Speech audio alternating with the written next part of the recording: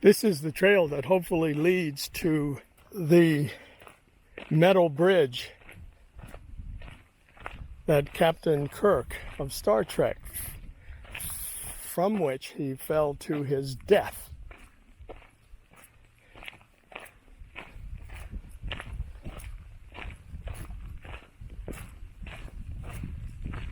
And there it is. Doggone it.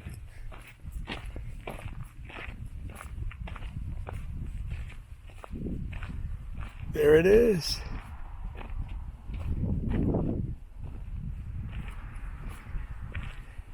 Now look at this closely, because when I compare it to the fight scene in the Star Trek movie, you will see that the structure is about the same. And when you do come here, you want to stay on the trail like they ask you to, because a lot of this soil is something called cryptobiotic soil, which means there's a delicate balance of the soil and the bacteria that stabilize this soil so that the wind doesn't blow it away and turn it into a sand dune somewhere else. So this is it. I can't believe it. That back in, what was it, 1990 whatever, when they made the movie where Captain Kirk died? This is it. So when they dismantled the scaffold at the silica dome, they kept this portion and brought it over here. Notice the triangular supports on either side to hold up the rail.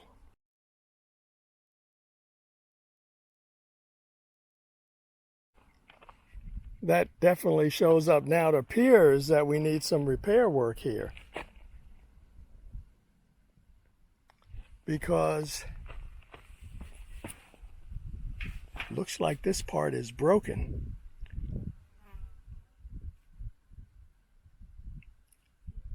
And they put some rock down there to protect it. So let's be careful here and check out the rest, or at least stay where the bars are.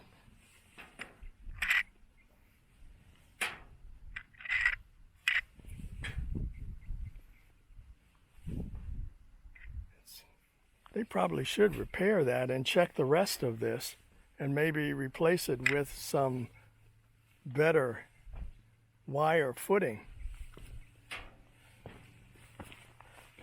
So anyway, this is the bridge that Captain Kirk fell off of at the silica dome and died. So you've seen it all now. Just be careful with that weak spot in there.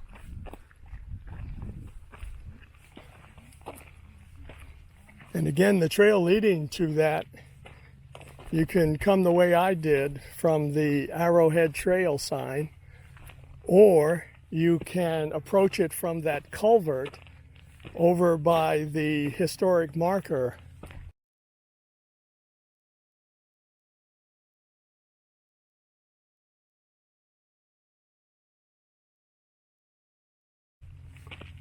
For the man who died trying to get through the valley. And I think the connection is here. Otherwise, this trail takes you all the way around the Elephant Rock Formation.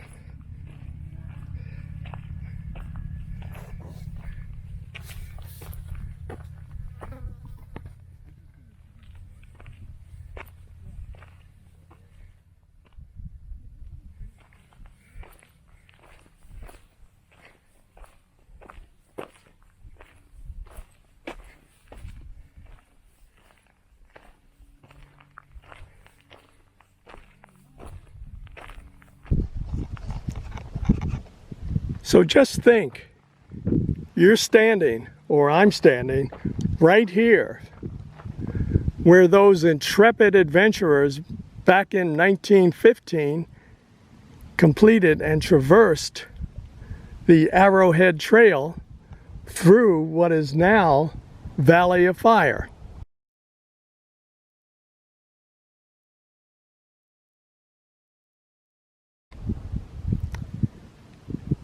Their route is different from the present highway that goes through the park, and they actually went behind those hills there, the low hills, and then came across this area, the wash, and came up the hill here and then around where the elephant structures are. So this is their actual pathway of the Arrowhead Trail, 1915. If you keep on to the right, you will go all the way around the Elephant Rock area and end up back at the little visitors kiosk.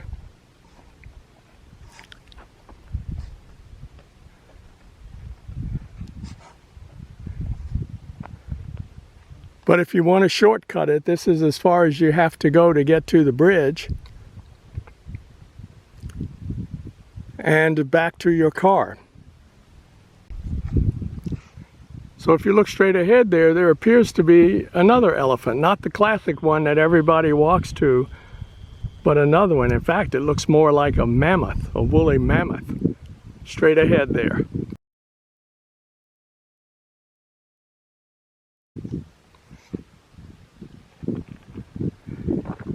It's time to head back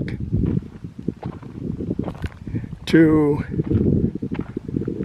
the car and call it a day.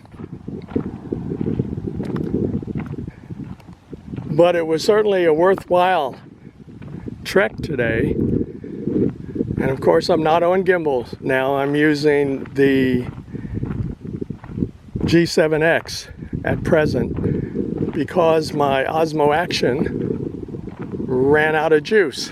Here we go across this tenuous bridge and the broken wire. Don't step on the wire part in the center unless you're a kid, because that may break. Some hiker put that in there so that we would be aware.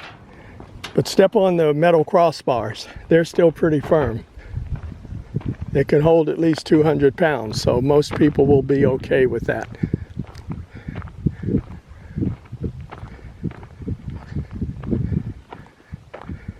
So there's so much to do and see in this park, and most people just scratch the surface.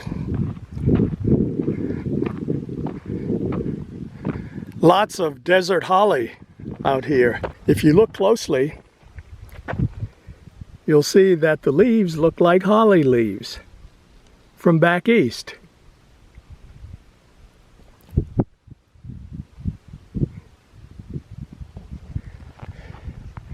Of course, our ever-present creosote bush.